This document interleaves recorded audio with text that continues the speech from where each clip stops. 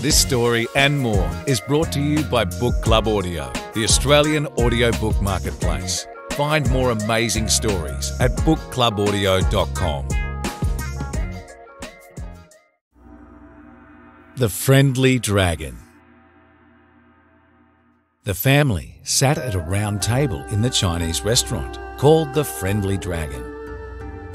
There was Mummy and Daddy and Nanny and Poppy and two wide-eyed children named Nina and Joe, who stared in wonder at the winking golden lanterns hanging from the roof and fire-breathing dragons painted on the walls. The grown-ups looked at plastic-covered books with lots of writing called menus.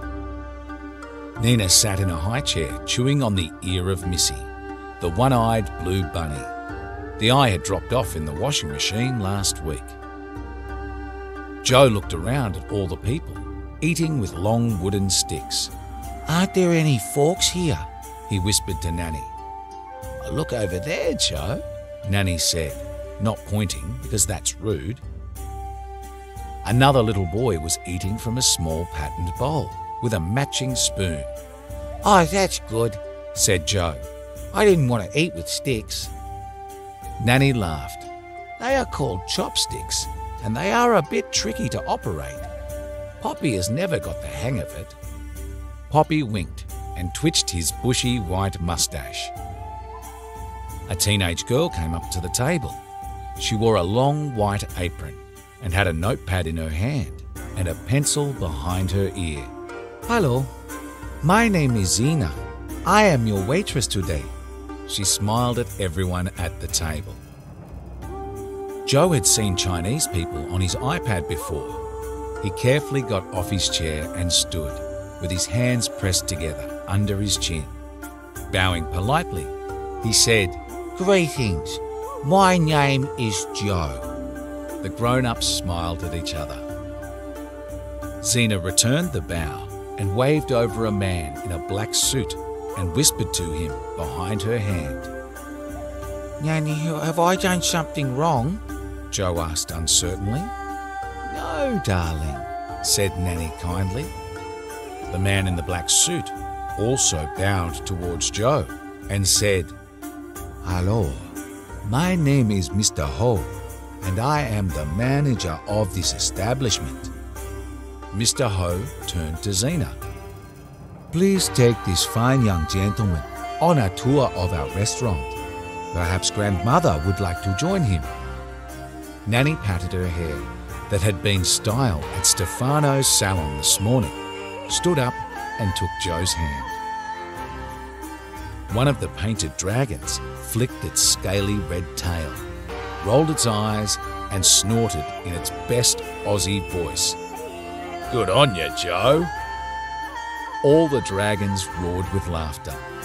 Flames shot out of their gaping jaws and steam huffed from their nostrils. The grown-ups didn't notice, of course. Zina led the way over to a giant glass fish tank and placed a chair so that Joe could stand on it and see better. A bug-eyed goldfish with floaty fins swam over to Joe and opened and closed its rubbery lips. "Hello, Joe," the goldfish burbled. A crab in the corner of the tank waved a claw. A starfish waved all its arms. "Hey, Joe," it called. Joe smiled so hard that his face hurt. All the fish crowded against the glass in a cloud of bubbles. "Hello, Joe. Hello, Joe," they chorused. "I don't think those fish are Chinese," said Joe. Nanny and Joe stood in the doorway of the kitchen and watched the busy chefs toing and froing between steaming iron pots and red-hot stoves. Joe had a ride on the yum chow trolley as Zina wheeled it over to the family's table. Mummy and Daddy and Nanny and Poppy and Joe all enjoyed their Chinese food. Nanny used chopsticks as though she had never seen a knife and fork. Nina banged a spoon and chewed Missy's ear.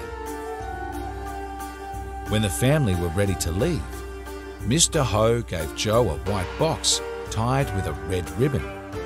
Mr. Ho bowed and he said, Mr. Joe, it has been a pleasure to have you and your family in my establishment. I hope that you will come back soon. The painted dragons clapped and cheered and swished their tails.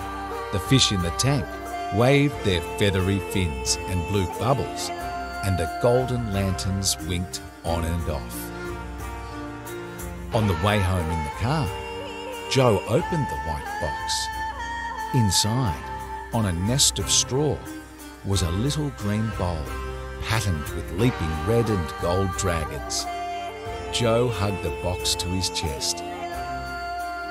That night, when Joe fell asleep, he dreamed of laughing dragons with Aussie accents and friendly goldfish waving their fins in a cloud of bubbles.